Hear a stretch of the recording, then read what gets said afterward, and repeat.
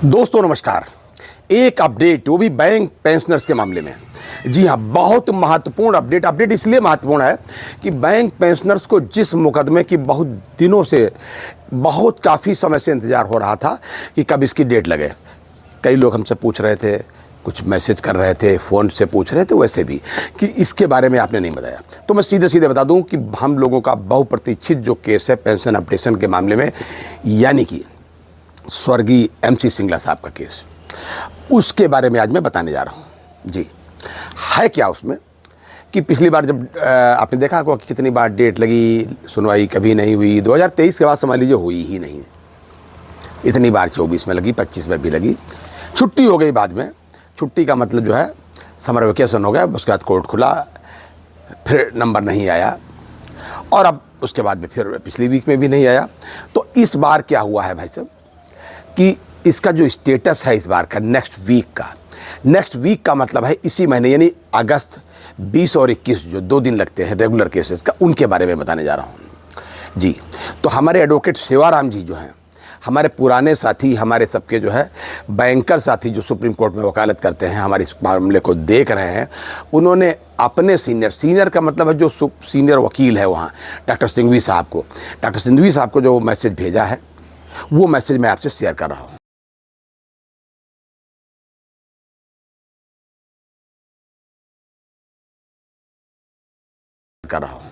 उस मैसेज में उन्होंने सीधे सीधे लिखा है कि जैसे अपने जस्टिस विक्रम साहब जो है हमारे केस देखते हैं, 2 जजेस और उनके साथ रहते हैं। तो इस बार, पिछली बार तो वो उनका बेंच नहीं बैठी, इस बार जस्टिस विक्रम साहब की बेंच बैठ रही है। लेकिन है क्या इस बार भाई साहब वो 5 जजेस की संविधान पीठ में बैठेंगे। अब संविधान पीठ का थोड़ा अलग मामला होता है, अलग केस टाइप के केस उसमें देखे जाते हैं, मतलब वो उसको राष्ट्रीय मामला कहा जाता है, उसको मामला नहीं, राष्ट्रीय मामले जो उसमें देखे जाते हैं, ऐसा माना जाता है। इसलिए उसको संविधान पीठ यानी कि कॉन्स्टिट्यूशन बेंच कहते हैं। वो 5 जजेस की है। जस्टिस विक्रम साहब भी हमारे इसमें हैं, खैर विक्रमनाथ साहब भी इसमें हैं। तो उन्होंने ये बताया है कि चूंकि ये 5 जजेस की बेंच है और इसमें जस्टिस विक्रमनाथ साहब के जो केसेस थे रेगुलर हियरिंग वाले, एक भी नहीं लिए गए हैं, एक भी केस। और लिस्ट आ गई भाई साहब, लिस्ट आ गई है वीकली वाली भी और रेगुलर वाली भी, दोनों लिस्ट आ चुकी हैं। और दोनों ही लिस्ट में हमारा नाम, यानी कि स्वर्गीय MC सिंगला साहब का जो केस है उसका नाम नहीं है, न तो वीकली वाली में, और जब वीकली में नहीं तो रेगुलर में कहाँ होगी। तो इसलिए 20 और 21 में ये केस नहीं लगेगा।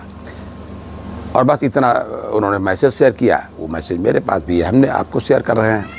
कुल मिलाकर के 20-21 में भी केस नहीं लगेगा, ये बिल्कुल फाइनल हो गया। उसके नेक्स्ट वीक में क्या होगा, जैसे आपको पता लगेगा मैं आपको फिर शेयर करके बताऊंगा कि अब स्टेटस क्या है, केस लगा या नहीं लगा या कितने नंबर पे है।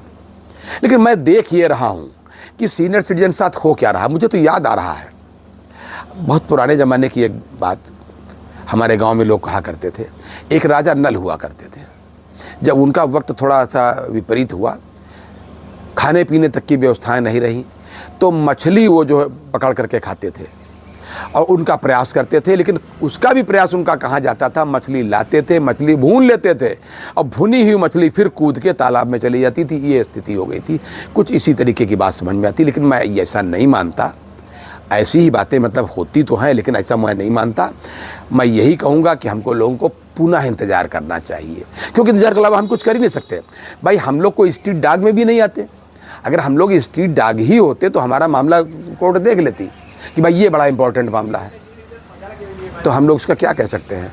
कुल मिलाकर के इस बार भी नंबर नहीं आया, लेकिन तमाम लोगों का नंबर MC सिंगला साहब के पास जाने का इस एक वीक में हो चुका है, जिसे मैंने भी अंतिम संस्कार में जाकर के अटेंड किया है। ये दुर्भाग्य है, ये स्थिति है। ये था आज तक का अपडेट। अगली बार फिर किसी अन्य अपडेट के साथ हाजिर होंगे। अगर कोई डेट मिली तो फिर बताऊंगा आपको। तब तक की इजाज़त दीजिए। और हाँ, एक रिक्वेस्ट फिर करूंगा कि प्लीज़ अपनी सेहत का ज़रूर ध्यान रखिए।